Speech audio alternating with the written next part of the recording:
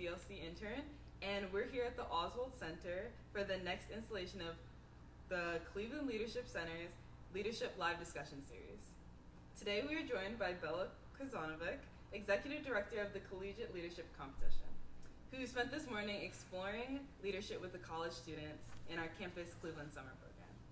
So we're glad to have you here. Well, thanks so much for having me, Jade. It was a pleasure working with the students this morning and excited to chat with you this afternoon. So what exactly is the Collegiate Leadership Competition? What can it offer to students? Great question. So Collegiate Leadership Competition is a nonprofit organization that was founded in 2015. And our mission is to develop a world full of individuals who are willing and ready to lead. And so I was actually in graduate school 5 years ago at John Carroll University, working with a professor of leadership education whose name is Scott Allen.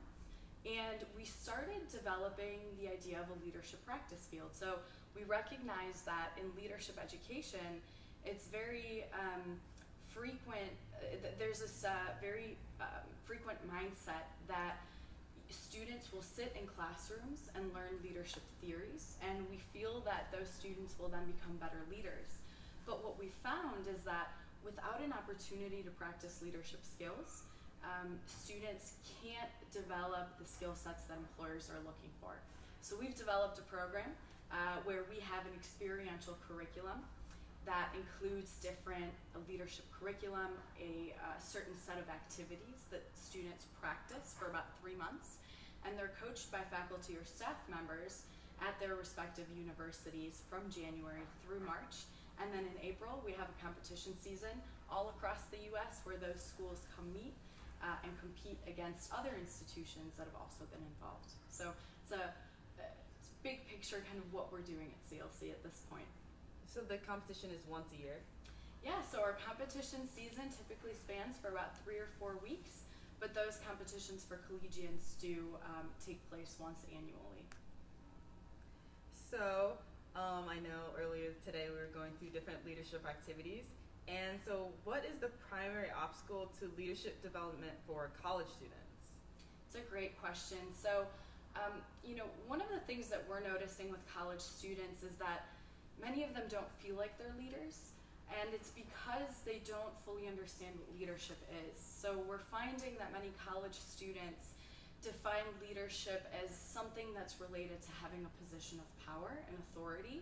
And so as a result, many of them feel that their leadership skills can't even be developed because they aren't leaders to begin with. And so we're trying to break this mindset, give students a better framework for understanding leadership, and through recognizing that leadership is about things like problem solving and effective, sometimes even effective followership, and it's about how we communicate with others.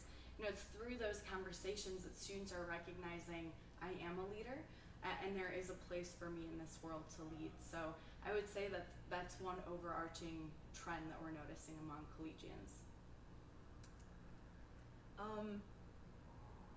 So you talked about collaborative leadership, and do you often collaborate with groups like the Cleveland Leadership Center? That's a great question. So I like to say frequently that CLC is an organization that has been at this point built by so many different people. Originally it was a small group of founders that said, this is a great idea and we'd like to pursue this. But over the course of the last 5 years, we've really involved a lot of different groups within the community to better assess how do people learn to lead and how can we create wonderful programming that will help our students develop those skill sets. So we work with, at this point, 57 institutions across North America. We're joined by a number of leadership educators at those institutions who are coaching teams. They are helping us do research and learn more about our programming.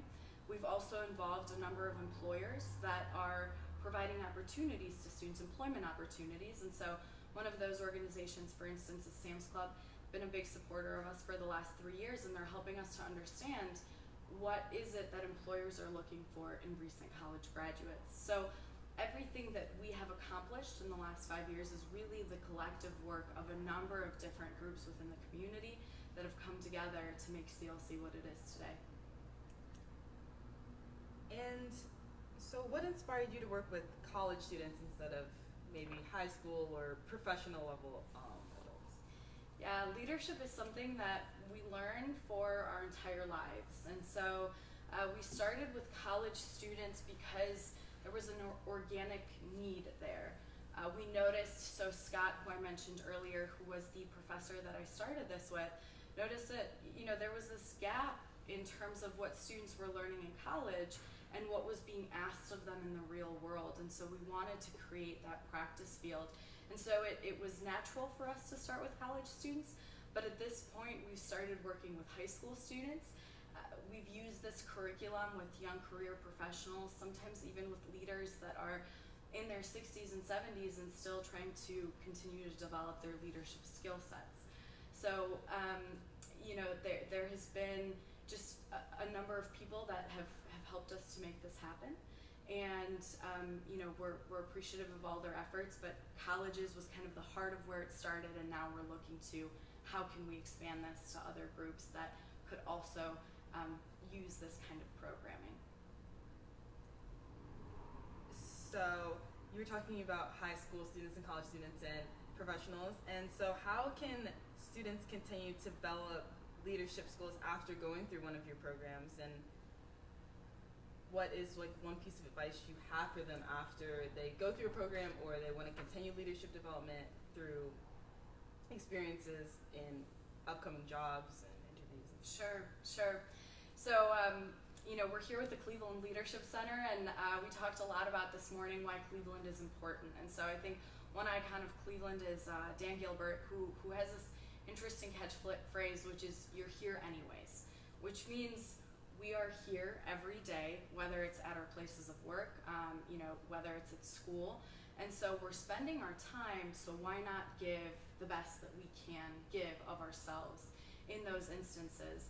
And I think for at least what I've noticed with young leaders who go through this program, those who actively continue to seek leadership development opportunities are students who are really engaged and who continue to grow their leadership skill sets long after that structured programming that you have in college is over. So it's the students that say, I'd like to do a community service project, or I'd like to actively seek some discomfort and try to go lead something, whether it's at my place of work or in my community, and learn more about myself. So I think it's a lot about what's inside of all of us and whether or not we consider leadership is important and continue to seek those opportunities.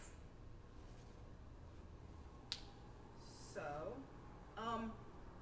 for those listening, how can they best support young leaders, whether in their organizations or in their personal lives? Sure. At Collegiate Leadership Competition, we talk a lot about failure. And oftentimes, faculty and staff members will share experiences when their students, they'll talk about a time when their students failed.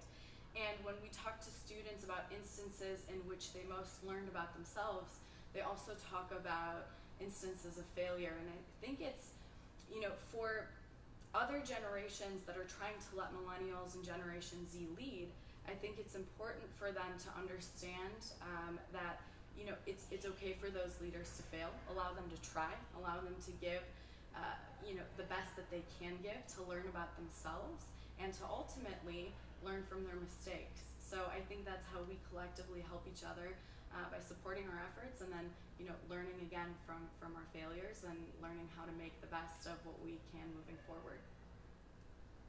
So with failure, how would you go about getting over the fear of failure? So sometimes people don't ever want to fail, and so they have a hard time continuing to do things that they know they may not have immediate success at. Sure, wonderful question.